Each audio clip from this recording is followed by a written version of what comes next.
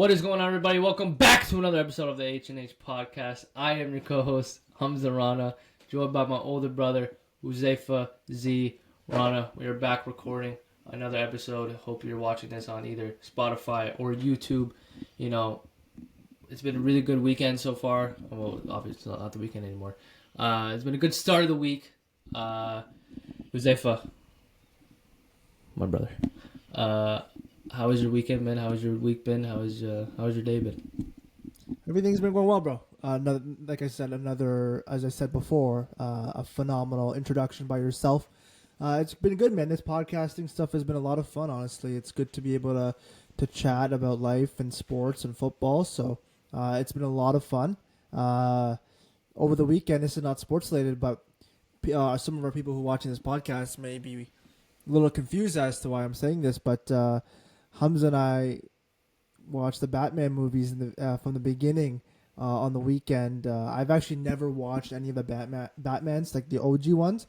Now you can hate them all you want, but I guess I never got into that kind of stuff. But we watched the first one. About the people that don't know, we're talking about the Dark Knight trilogy with Christian Bale, directed by Christian Nolan. Those are the ones we're talking about. Unbelievable movies, by the way. Yeah, we watched the other Batman I watched before watching these ones was the Ben Affleck Batman. What's the name of that one called, Hamza? That's like the one in the DC, and then you watched the Robert Pattinson one. Yes, 2022. Okay, yeah. So Hamza and I were watching the OG Batmans, and dude, it's actually a phenomenal movie. It's really entertaining. Storyline's great. But yeah, I don't know why I even mentioned that because it's Batman and not football. But honestly, those movies have been a lot of fun. I don't understand, like, how did you get into that kind of stuff, Batman and all these? No, I've always been even since I was younger, I've always been a big, superhero person, superhero fan, to say the least. I read a lot of the comics online. That's how I got a lot of my information. And, you remember this prime stage of my life. We used to buy every single Lego video game. Yes, and me, like the OG Batman on the Xbox 360 that came out, where you were just in Arkham Prison. The first Lego Batman, that was such a fun one. And then remember Lego City as well? Yeah, Lego City. Like I was such a big, even just playing with Legos growing up, I was such a big Lego guy. And that's how, again, I got my love for just superhero stuff. And then Lego Marvel, the video game came out, and then it's been continuous since. I've always loved that type of stuff. It just it's so cool, just being a superhero. I wish I could be a superhero. I wish I could be Batman. Actually, Batman's a little bit different. You get your butt whooped a lot, and you don't have actual powers except you're just a billionaire and you're hiding your identity. But yeah, those have been cool. Well, who is your favorite superhero? My favorite superhero probably would have to go to Iron Man. I think he's just a great superhero. He's has a good balance of being kind of cool, and then he's got some money. Tony Stark, obviously, I'm talking about, and then I think he's got unbelievable weapons. No, jokes aside, Iron Man. I also like Captain America. I think both of them are great. I'm a big Marvel guy, as people may not know. Big Marvel guy. DC's cool. I'm a big Flash guy as well. I watched the Flash series on Netflix. That was pretty cool. But no, I'm definitely more of a Marvel guy. What about you? I'm a bit of both. Like, I love both. Originally, I think probably a couple years ago, I'd say I'm definitely more Marvel, but I think DC's been doing a good job recently. I think the new universe, we watched the Superman movie a couple months ago. They did a really good job with that. In terms of favorite superhero, I'd definitely say either Deadpool or Spider-Man. Either. Sorry, somebody just rang at the door. Yeah, definitely either Deadpool or Spider-Man. But my favorite villain, though, is 100%, and in terms of superhero, is definitely the Reverse Flash. Okay. Definitely my favorite. Yeah, Zoom. So for everyone watching, podcast is officially, we are now fully transitioning to no longer sports. We're talking about Marvel. We're talking about superheroes. We're talking about Lego. So thank you guys for watching. No, I'm kidding. Obviously kidding. Lego. Hamza, first of all, it's great superhero talk. Anything else you want to talk about before we get into the Dallas Cowboys making the playoffs and winning the Super Bowl? I don't know what's something that's popping right now. Current events. Have you watched the Netflix series of the Squid Game show? No. Yeah, I don't recommend it. No, you don't? It's super cringy. The actors the people doing it are really, really cringy and very dramatic for absolutely no reason. You know, one thing we actually could talk about. You want to talk about, first of all, how cold it is outside and how I wake up and then 2 hours later it's already dark. Yeah, winter months here in Canada are a little tough here because, like Hamza just said, it gets dark around here around 4 o'clock. Kind of kills the vibes and the mood for the rest of the day. But when you're shooting a podcast with your brother talking about sports and the Dallas Cowboys, a lot of that is overlooked. And Hamza, let's get into this content right now. We're going to do a quick Cowboys recap and then obviously recap the rest of the NFL. But the Dallas Cowboys, man, are we back? Are we back? That was... There's a lot to... No, I'm obviously kidding. We're not fully back right now. And the Dallas Cowboys picked up a massive win, 33-16 against the Las Vegas Raiders. Should have been 40. I said should have been 40. Should have been 40, yes, I agree. And it sounded like a Cowboys home game there in Vegas. Definitely our second home away from AT&T. Actually, you know what? Any Cowboys game is a home game, maybe except for in Philadelphia. But any other Cowboys game is definitely a home game. Our fans travel well, which is super nice to see on TV. But, man, Hamza, the Dallas Cowboys keep their slim playoff hopes alive with a big win against the Raiders. Quinn Williams, Logan Wilson, someone there? Yeah. You want to bring him on the podcast? It's our uncle. No, he's good, man. He's wearing his biker uniform, I think. Okay, well, you can ask him if he wants to join our podcast. You can come say what's up. Should I actually? You can talk about if you want to. Yeah, ask him if he wants to talk about the Grey Cup. He doesn't have to. He's talking to our mother. Okay, cool. Yeah, again, we are filming in the same house right now. I'm downstairs and Hamza's upstairs. But eventually, actually, I'm not going to announce that yet. But there will be a change of studio for one of us, which is going to be super exciting. And then maybe the big announcement that he was going to say we're both moving to Dallas, Texas. We're going to be recording right outside of the practice facility. That's where we're doing everything. If people who know the You Should Know podcast, we'll be filming there. Yeah, shout out You Should Know podcast, man. They actually are our big motivation as to why we're starting this podcast.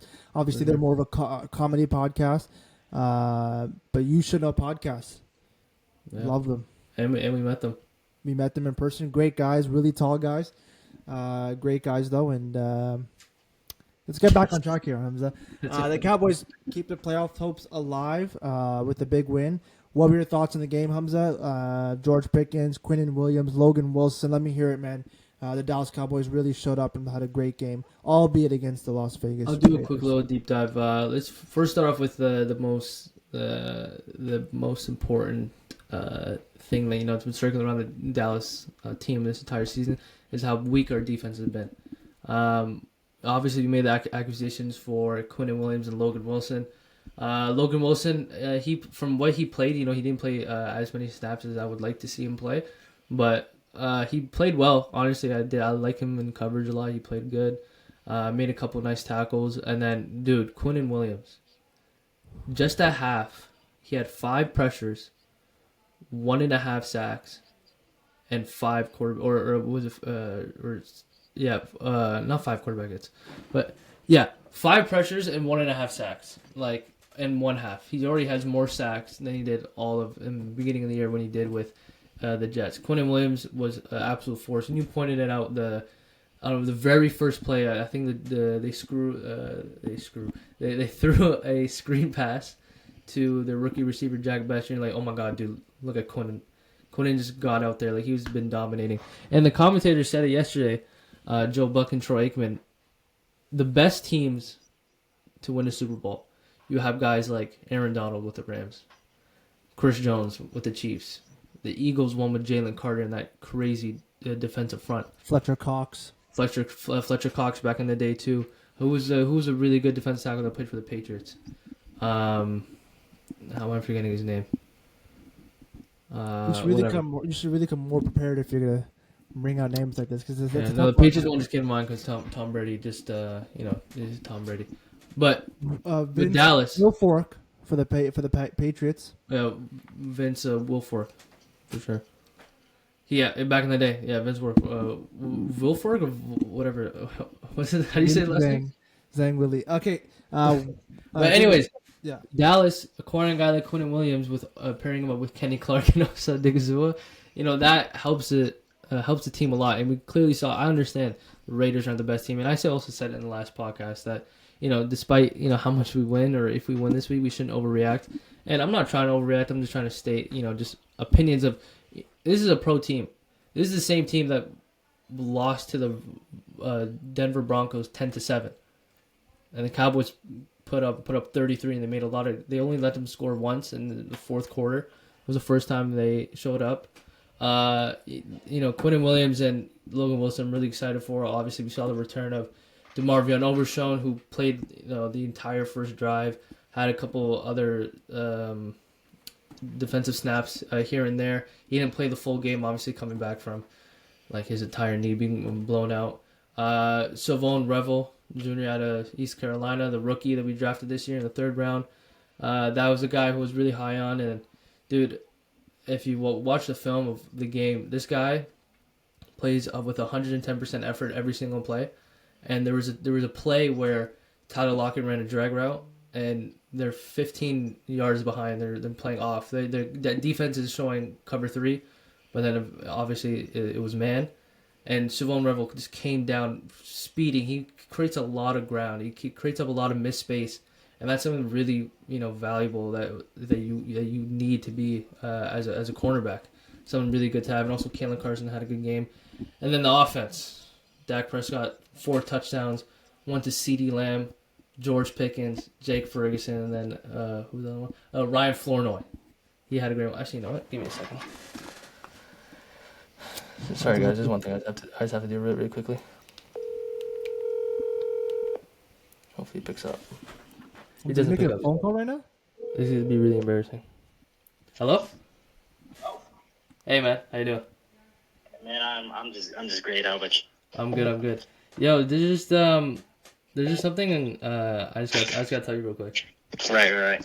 I just want to say, I really, really appreciate you guys trading us George Pickens. I really, really appreciate that, man. Yeah, honestly, you being my best friend for I don't know how many years, too many years. I think that was probably one of the greatest things that happened in our friendship, and I really, really appreciate you, bro. I'm great you feel that way, and that was definitely for sure a bottom 5 moment of all time that I've known you. Bottom 5, maybe even bottom 3. It's really up there, or down there, I should say. But as your best friend, I do have to tell you,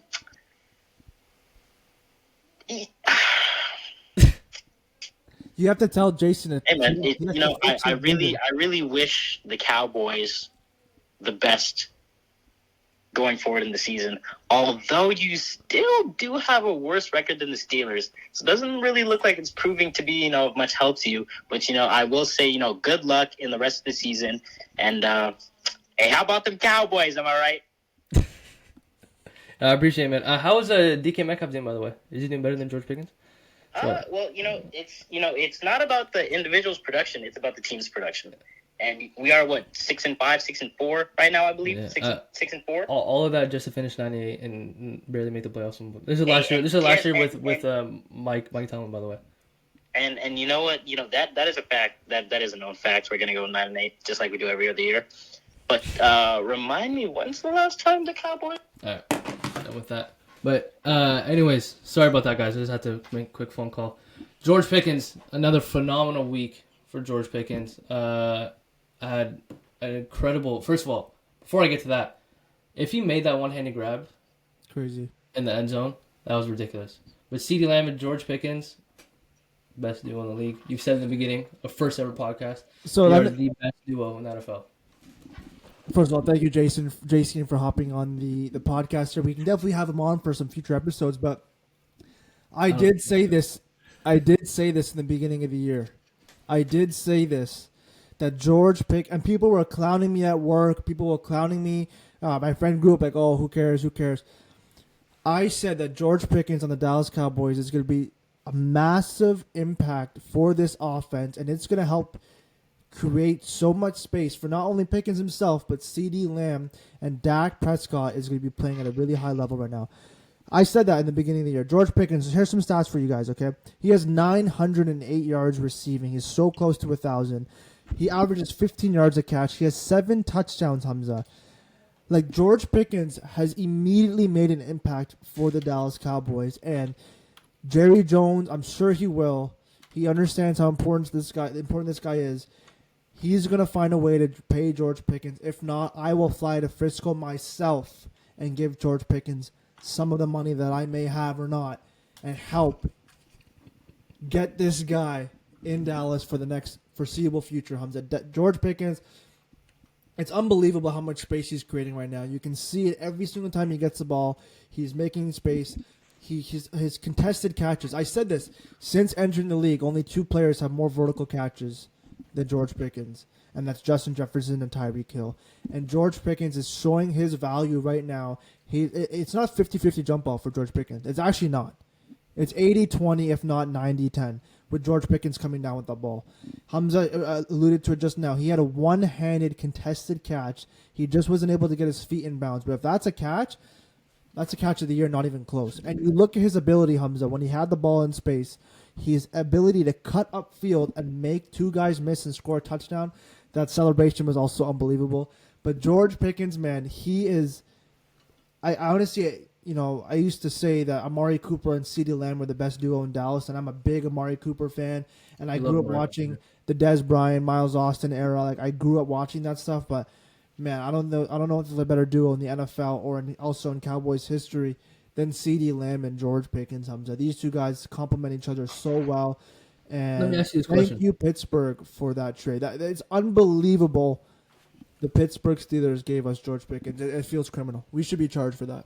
I think so as well. Let me ask you this question, though. Yeah. And I don't think, HnH Podcast, we love to create, a little bit of spice. We like to create a little, not tension, but we like to, create takes that will, get people's attention. I don't think it's crazy at all to say that George Pickens is the most talented receiver in the National Football League. Name one receiver more talented than George Pickens.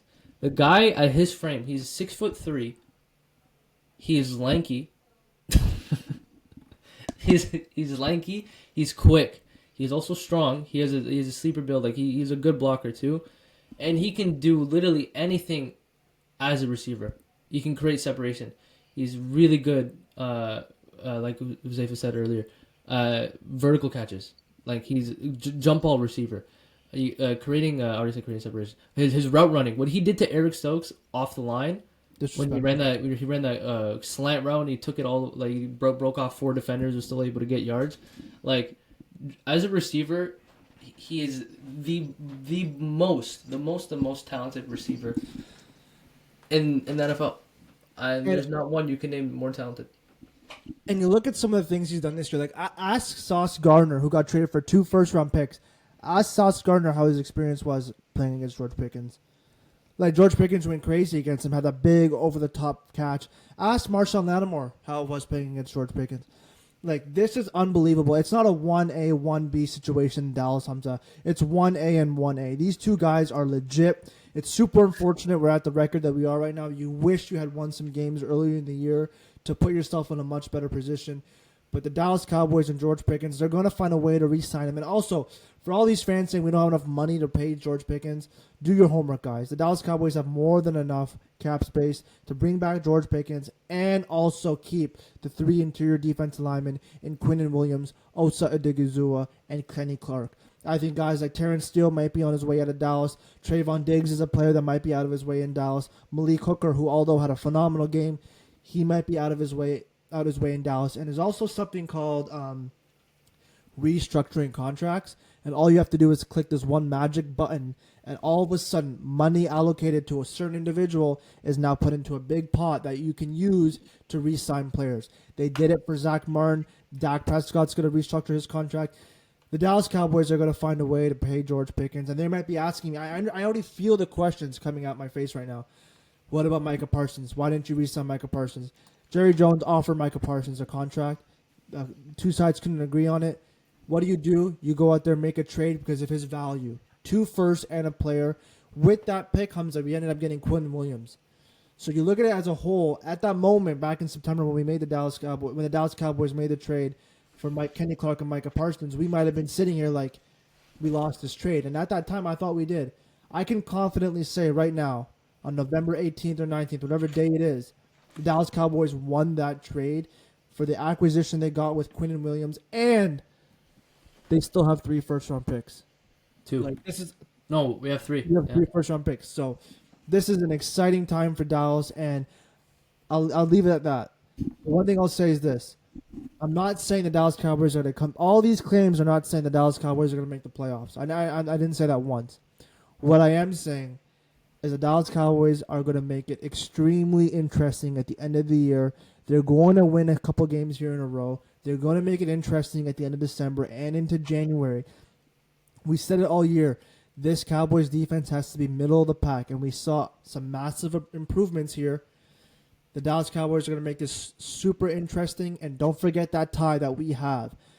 When it comes down to seeding at the end of the year for playoffs, just remember that tie that the Dallas Cowboys have in terms of a tiebreaker and how that may benefit us. But wow, great game against the Raiders. And now obviously before the end of the podcast, we will preview a massive game this Sunday against the Philadelphia Eagles. But Hamza, I've talked for a little bit too much right now. Your thoughts on Pickens or the game overall, if you want to change it up, you got it. Now I'm fired up, man. Pickens is unbelievable. I'll say one last thing about Dallas. As a fan right now, you are excited because people want to overreact, be like, yeah, you beat the Raiders, but I don't think people understand the amount of people that we were missing before. We got back Overshown, we got back Savon Ravel, we got back Malik Hooker. We're still missing Trayvon Diggs. Trayvon Diggs hasn't even got back yet, despite how good Kalen Carson played, the walking seatbelt. Despite how good Kalen Carson played, we're still missing the Ron Blaze, our quarterback one. We're still missing one of our best corners in Trayvon Diggs as well. We also brought back Donovan Wilson from injury. The team defensively is a lot different. It is a lot different, and man, I don't know, but all I know is that you cannot double team any of our defensive tackles. Because double team one, you're screwed. Osa Digazua, Kenny Clark, and Quinn Williams all had a sack. Those are 3 defensive tackles who had a sack at least once in the game yesterday. And it says a lot. No, I was gonna say, and I said it last week as well. Like when you have interior pressure on the defensive line, that's giving more opportunities for your edge rushers. And we saw James Houston get a sack. We saw Jadeveon Clowney apply pressure. So, the fact that the Cowboys were able to get Quinn Williams within itself is amazing. And the Dallas Cowboys offered the New York Jets Micah Parsons for Quinn Williams, and the Jets said no. The Jets said no. They did not want Micah Parsons. They valued Quinn Williams higher than Micah Parsons. And good things come to those who wait. And the Dallas Cowboys ended up getting Quinn Williams, and what an exciting move that was. Instant impact. Again, it was against the Raiders. We understand that, but an exciting couple games ahead here, and I do think the Cowboys are gonna surprise a lot of people. And also with this, actually no, we'll talk about this. I'll bring up the next part at the end when we break down the Cowboys versus Eagles game. But yeah, Dallas. Obviously we're excited as fans. Okay, I'm gonna quickly, Hamza, before you get into your next segment, quickly recap some of the games that stood out from Week 12, and then Week 11. And then we're in Week 12, Hamza. Can you believe that? Week 12 of the National Football League. Why are you making that face? You literally just interrupt me like nothing. I thought you were gonna go into your college segment. Okay, you know what? You go in your college segment then. No. I wasn't even gonna go to college segment, but you're already talking. No, you're already. No, it's okay. No. Hamza, take it. Okay, muted there. In Week 11 of the National Football League, some big-time games happened around the league. The Green Bay Packers picked up the victory against the New York Giants, 27-20. Last Thursday Night Football, the New England Patriots, who might be legit, Hamza, the New England Patriots pick up a big win, 27-14 against the New York Jets. The Washington Commanders are making their way to the CFL next year as they lose to the Miami Dolphins, 16. I'm so sorry.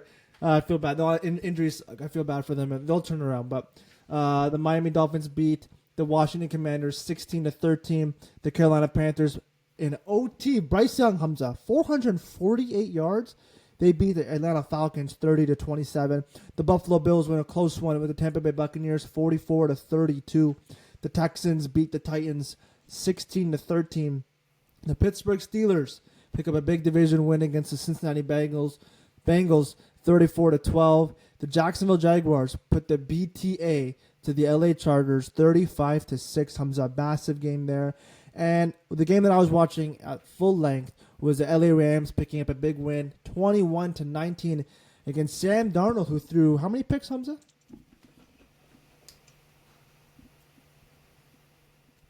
4 interceptions in that game. And for the audio listeners, Hamza was giving them 1, 2, 3, 4. The Baltimore Ravens, man, they are like, no one's really talking about them right now, but the Baltimore Ravens may be back, picking up a big win 23-16.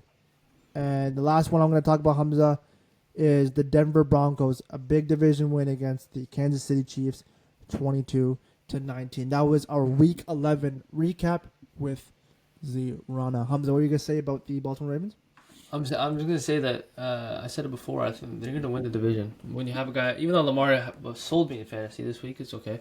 When you have a guy like Lamar Jackson as your quarterback, you can do anything. Only thing I'm worried about with the Baltimore Ravens is, how banged up their defense is. But, dude, they were harassing Shedeur Sanders. And, yeah, like, there's nothing you really do about it. Also, Myles Garrett, in the past 3 games, he's had 10 sacks. What? That's crazy. I didn't know that. 3 games, he's had 10 sacks. He is leading the NFL with 15 sacks this year. He's on pace for 25.5 sacks this year. You know how ridiculous that is? Yeah, so I just had to bring that up because I saw that earlier today. It was just ridiculous with Myles Garrett. The fact that you're still doing that and still losing says a lot about your offense. Also, I know we saw this after the game, but you see Matt Eberflus doing some recruiting after the game. He had a long conversation with Max Crosby, so... Yeah, there's some little recruiting there, planting the seed. That would be interesting to see what happens in the But, yeah, okay, we'll switch the topic here. Let's quickly. I just want to talk about something right now. In the college football world, there's been a lot of great standout players this year, and the Heisman race is getting a little bit closer every single day. At first, the start off the season, people were like, I think Garrett Nussmeier will be one of the Heisman final candidates, and obviously, he hasn't been playing good at all. But right now, it's a bit of a tight race. You have, Fernando Mendoza, projected number 1 pick, quarterback for Indiana Hoosiers. You have, the running back Jeremiah Love out of Notre Dame. He's playing unbelievable. He's great. That touchdown, that spin move, and that 50-yard touchdown was unbelievable. Ridiculous. You also have, rising up. He was down 30 points at half. Quarterback for Texas A&M, Marcel Reed, who's in his sophomore year. He's a redshirt sophomore. He has been playing ridiculously well with Texas A&M. To put some defensive names in there, even though they're never really, in the conversation. But, we got to show love to Arvell Reese. He's unbelievable. He's been a monster for Ohio State. Jeremiah Love, he's not Jeremiah Love. Jeremiah Smith is still in that conversation. He's 100% the best wide receiver in football. Man, I don't know, but this Heisman race is, there's so many options this year compared to last year. Last year was always, the main talk was Travis Hunter and Ashton Genty. But I don't know, man. This year it's getting close, and a little bit of a hot take here. I think, if he keeps producing the way he's where he's projected to do this year, and he keeps playing the way he does, and keep making super flashy plays, and they keep winning games like that, I think honestly Marcel Reed will be walking out as your Heisman winner. Texas A&M right now they're playing at an extremely high level. Obviously, you mentioned that big comeback win against South Carolina. They look like a legit force in their college football playoff, Hamza.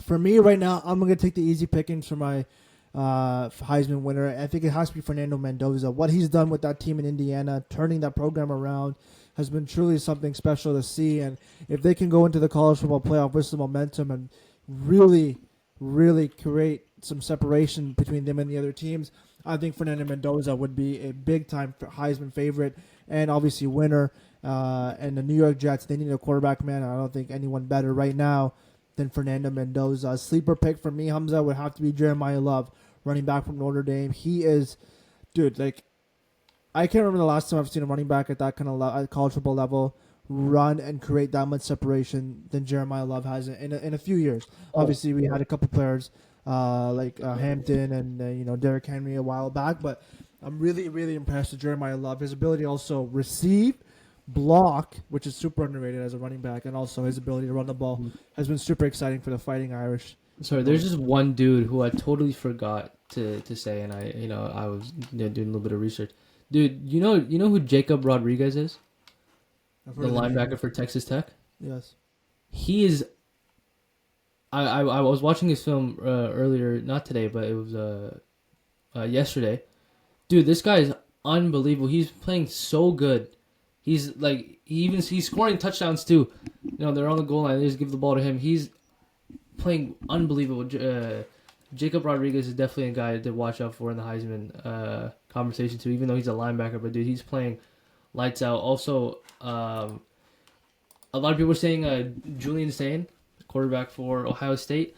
My issue with that is that outside of, they played Texas, the first week, they haven't, and they played Penn State, but Penn State has not been playing good ever since, they fired their head coach, who's now the head coach for Virginia Tech. Outside of, maybe Penn State and Texas, Ohio State hasn't really played anybody. So that's why I'm a little bit hesitant to, say Julian Sand. But, I think, a top three right now, definitely, Mendoza, Marcel Reed, and I'd definitely put Jeremiah Love. Also, you could say Ty Simpson, but, he's a Bama guy. We don't want to give him credit. Oklahoma, what about Jake Metier? Or is Jake Metier? Yeah, he Ty Metier or something. You can say that too. Oklahoma also a big win. Yeah, big win over Bama, for sure. He could be in the conversation. I just think the real three right now would probably be, Marcel Reed, Mendoza, and Jeremiah Love, for sure. Oh, I love that. That's a great segment. Jeremiah Smith in there too. It's a great segment by you, Hamza. Excuse me. That's Heisman race is heating up, and obviously the college football playoff is heating up, Hamza. Before we get into some games that we're excited for in Week 12, or actually we might just skip that and just get right into the Cowboys and the Eagles, because that is the game that everyone should be the most excited for, Hamza. Quickly, some other sports news around the world. A massive victory for our boy over the weekend, Islam Makhachev. UFC 322, Hamza. Pure domination, honestly, pure embarrassment for Della Maddalena. I know I pronounced his name wrong, but Jack Della Maddalena. Jack Maddalena. Big victory for Islam Makhachev, and people are hating.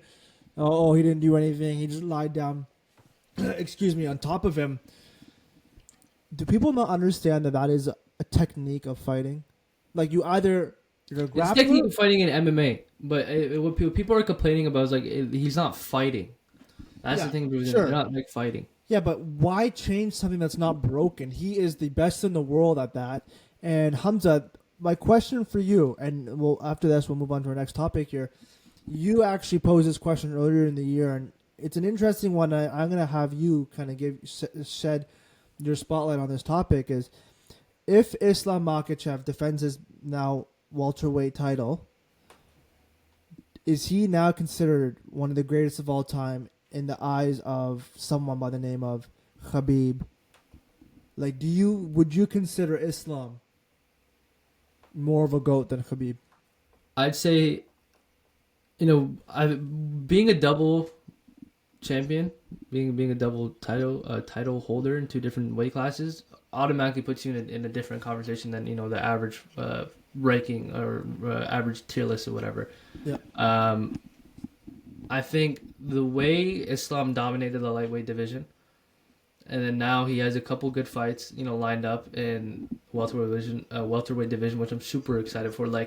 Just Islam Makhachev, if he were to fight against Shavkat Rakhmonov, that'd be one of the most insane fights, I'd be so excited for that. I'd also be nervous as hell because there were two killers. Shavkat Rakhmonov, before he fought against Ian Gary, he had 18 wins and 0 losses and 18 finishes. The other guy wasn't able to fight. He finished the guy he was fighting, the people he was fighting 18 times. Like oh my god, I can't speak right now. He has 18 finishes, and then Ian Gary went to decision. He still won. That is a fight, I'm super excited for. And then a lot of the welterweight fights were happening on that same card. Carlos Pratas versus Leon Edwards. He knocked him out in the second round. That was crazy. Also, when he was punching him in the face. and then he didn't even react. He didn't react. That was really funny. And then he knocked out then Michael Morales versus... Sorry? No, then he knocked out the one-hit wonder, Leon Edwards. Yeah, Leon Edwards is such a fraud. And then Michael Morales versus Sean Brady as well. And Michael Morales is ranked number 8 against his ranked number 2. Sean Brady just knocked him out in the first round. Like, right now the welterweight division is heating up big. Also, Bilal Muhammad will be fighting Ian Gary soon. Man, UFC is super excited for. I went 4 for 5 on the main card. Only one I got. Also, beyond Benet Saint Denis knocked out Dariush in like 15 seconds. It was the lightweight. Yeah, look, we were asking a question and the fight already finished. What? I said, like, we were looking at each other, like we're talking about something before the fight, and then the fight had already finished. And then Zhang Weili, if it was correct, Zhang Weili. When I searched up the fight card, the AI came up, and it showed me the card, but it said Weili Zhang. Didn't make any sense. Her name is Zhang Weili. That was the only one I got wrong, but Valentina Shevchenko dominated her, that fight. But yeah, UFC's heating up.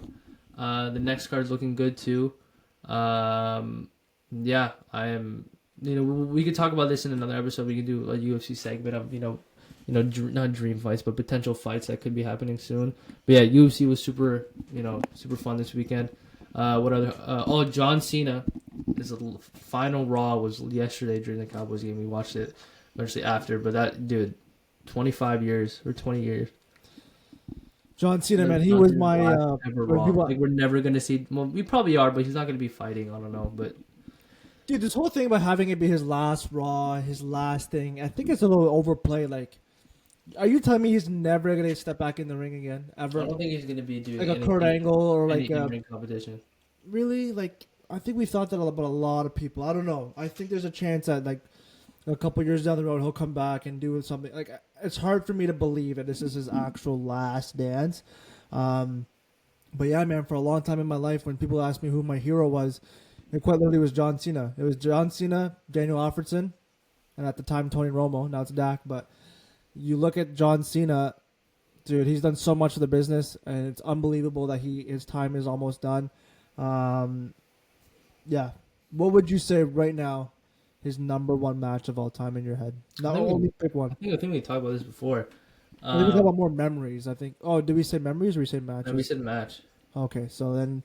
Oh, well, okay, how about... But you want to what we can talk about, though? I think John Cena's greatest rivalry, like outside of, Randy Orton. Randy Orton and John Cena are obviously number one. But number two is what I grew up on with John Cena is... What happened? Nothing. Yeah, what, you heard me on? Yeah. I heard me on too. Is John Cena versus the Nexus. If you guys don't know, WWE fans that didn't remember that was such a funny, great time of WWE. Also, I hated the Nexus. They kept jumping him every single week, every time on TV. It'd be 7 of them just beating the crap out of John Cena. I highly recommend Googling John Cena versus the Nexus. That was some special entertainment.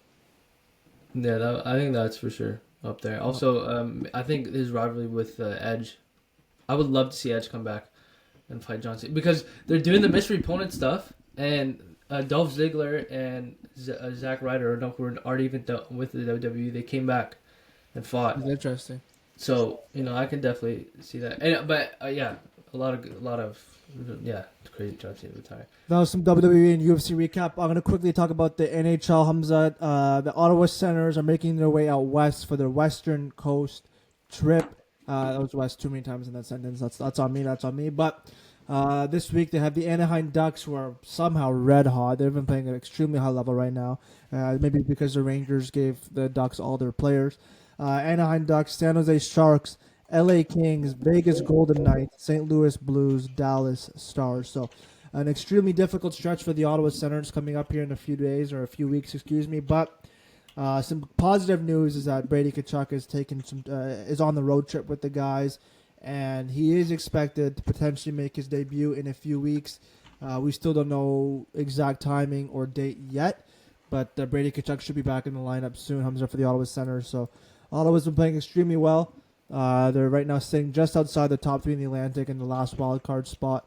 But they look like they're improving, and the Ottawa Senators look like they might be back, Hamza. So an exciting time for the Ottawa Senators. And we'll quickly recap this.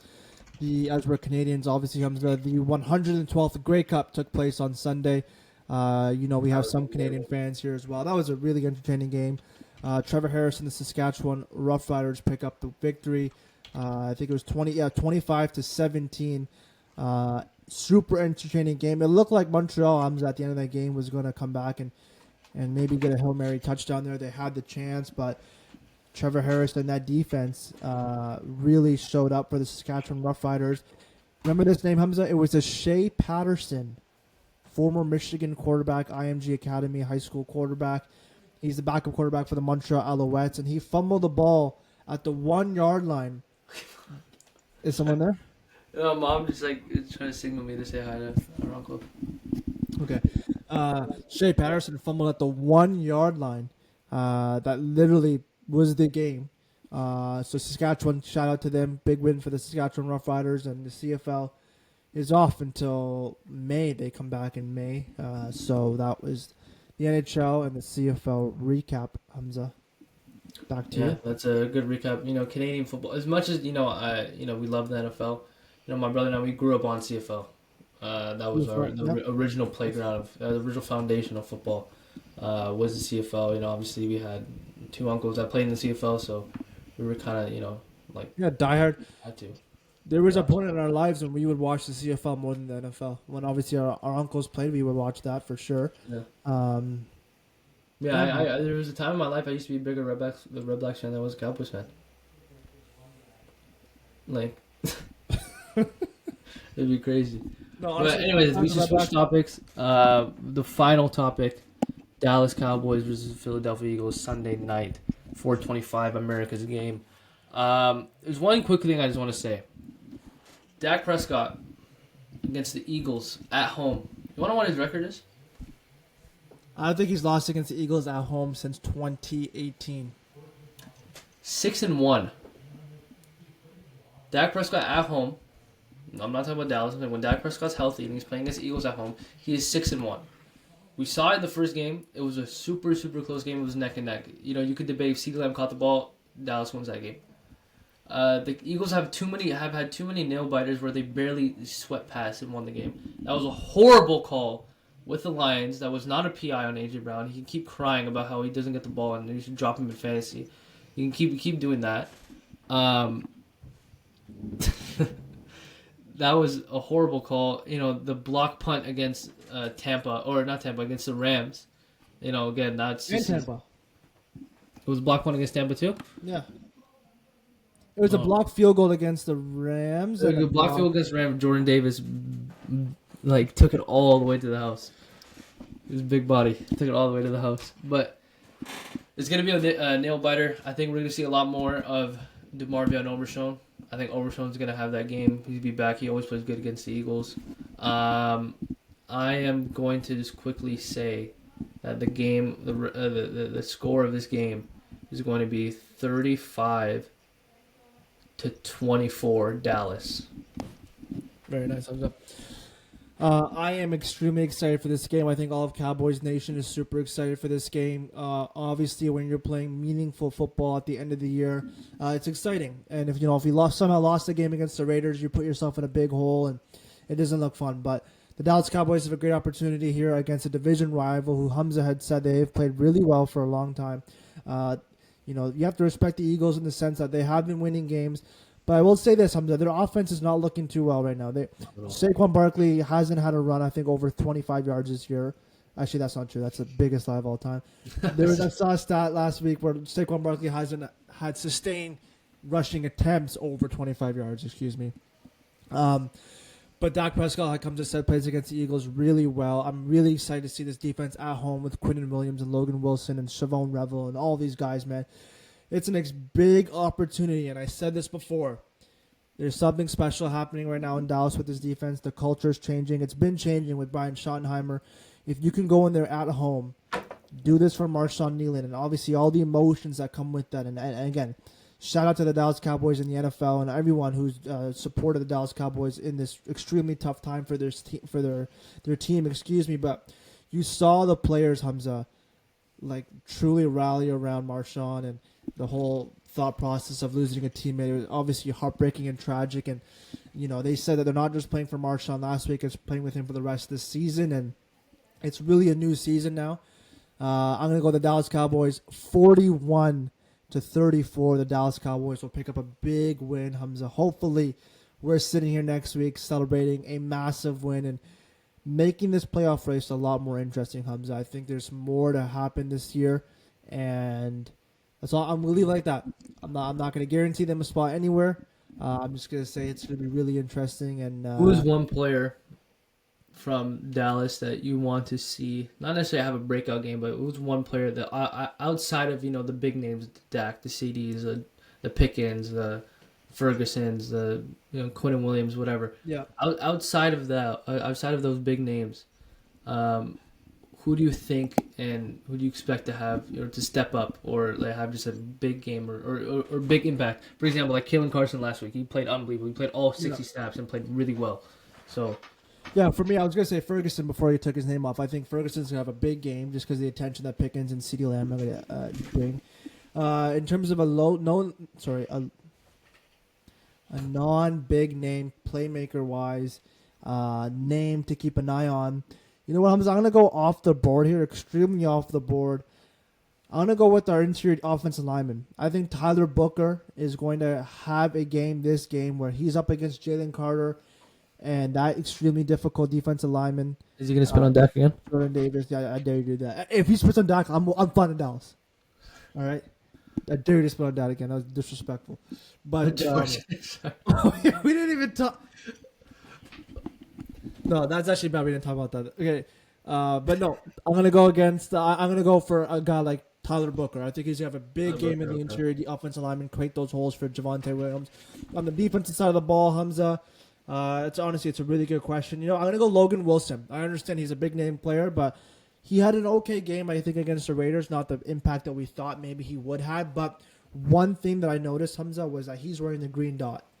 He got traded to the Dallas Cowboys 2 weeks ago, and the staff in Dallas is already trusting him with the green dot, meaning he's the one signaling and calling the plays to the Dallas Cowboys. So Logan Wilson and Tyler Booker are mine. Hamza, we'll do yours, and then quickly talk about Jamar Chase. I already said Overshown before, even though he's a big name, but I think Overshown's going to have an impact. I think, honestly, this guy's going to have a touchdown and a lot of yards. I'm saying Ryan Flournoy. Oh, yeah. I love that name. I think Ryan Flournoy I think he showed himself to be the wide receiver 3 of this team. 100%. I think when you wear the number 19 in Dallas, it's just like it does something. I'm not even joking. Like Miles Austin, he was like, for his role, he was perfect. Amari Cooper, obviously, he was wide receiver 1 for a while, but when CD came along again, he kind of understood his role. I think Flournoy is gonna have a good week. He's gonna have a good game. I think he's definitely gonna score for all the sports bettors in the world. Any type of touchdown, Ryan Flournoy. Okay, for sure. Make sure to put that on. But also, other than that, Kevontae Turpin, I think, is gonna have a big game too. Mm-hmm. He's gonna have a nice big return that's gonna get us into a field goal range, or he might spring one for a touchdown here. But Hamza, quickly talking to Jamar Chase. This guy got caught. Okay, this is super quickly because we're running out of time. But super quickly, this guy literally is in media says like, I didn't even open my mouth. He got caught in 4K with literal like drool and saliva coming out of his mouth right on Jalen Ramsey. Like, also you gotta watch out who you do it to. There's one thing I learned. You can't just spit on a guy like Jalen Ramsey. You can spit on a guy like Cooper Rush. Who cares? Yo, chill, bro. No, I'm just saying. We're not advocating for spitting on anyone. First of all, we're not You should not spit on anyone. Yeah, but What Hamza's saying is maybe if you are gonna spit, you try spitting on a low profile player, not someone where the camera is gonna be on them, like a Jalen exactly. Ramsey or a Dak Prescott. But yeah, Jamar Chase full out lied, said he did not spit. Legit, the camera footage showed spit. Now maybe he was talking Hamza. Maybe he was just like You don't talk with with all that coming out. maybe he was talking. He was articulating his words and some spit came out. But that was an unfortunate situation. He is suspended for one game, and you know what that means? T Higgins, baby. T Higgins got a day. Anyway, Yeah. do you want to close it up for us? But yeah, again, this was another fun episode. We appreciate all the listeners on Spotify. We appreciate all the watchers on YouTube. Again, we really appreciate the support. Wow. We will be posting every week. Again, we're doing our best to create the best content for you guys. I know I said a couple weeks ago that new content will be coming out soon. I'm still trying to figure out some stuff. But new content, trust me guys, it will be coming eventually. It will be coming in the near future. But other than that, we appreciate all you guys. Thank you guys so much for making this far. Please like and subscribe and follow us at the HnH Podcast on Instagram and TikTok. Once again, we appreciate y'all.